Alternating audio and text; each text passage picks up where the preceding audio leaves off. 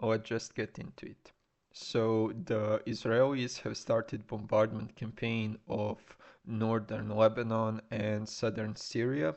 This is probably because Hezbollah is trying to send their fighters to help the Assad regime and protect their possessions in the eastern Syria.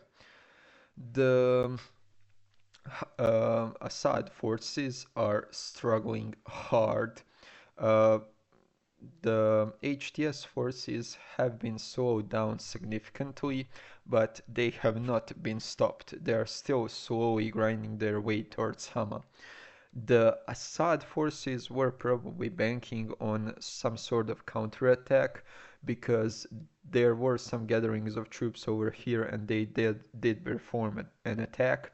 Their probable objective was to cut this highway to maybe encircle these forces down here, but due to them using mechanized forces, they basically got bogged down by drones.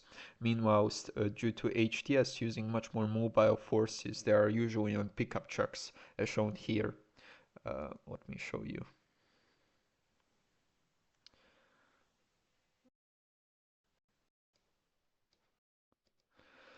Due to them using much more mobile forces, they basically go wherever the Assad forces are not. So basically, if they are preparing a counterattack over here, they're just gonna move over here and maybe encircle them.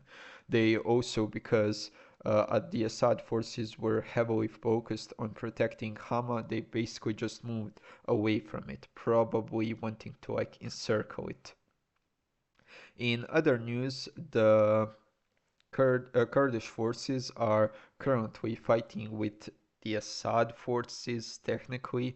Uh, they are most likely fighting with Iranian proxies that came from Iraq. If you don't know why this is significant, it's because Hezbollah heavily relies on Iran for its weaponry.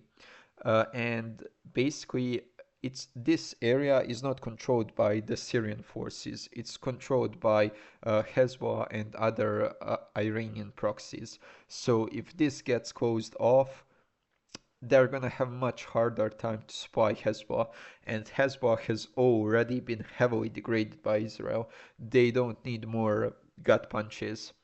This might actually destroy them if they don't manage to keep this situation stable. The Kurds are also fighting the HTS forces. HTS forces are backed by Turkey, so and Turks don't like Kurds because Kurds have some terrorist organizations up in Turkey that want to secede and join the Kurdish forces in Syria.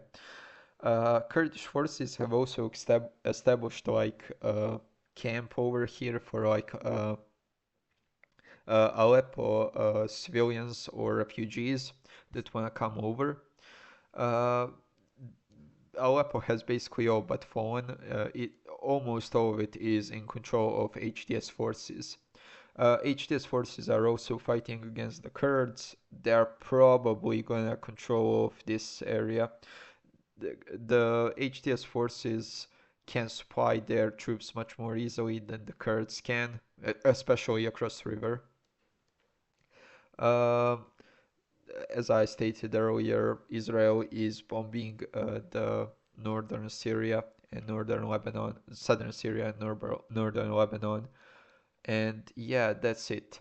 The reason why HTS forces could do all of this, in my opinion, is because they learned lessons from the Ukraine war. They knew the importance of drones and they knew that even though they don't have heavy armor, that's not that important because you can always blunt the spear end. But if you have light armor, you can much more easily go over the narrow front and make yourself harder to hit. So yeah, that's it. Goodbye.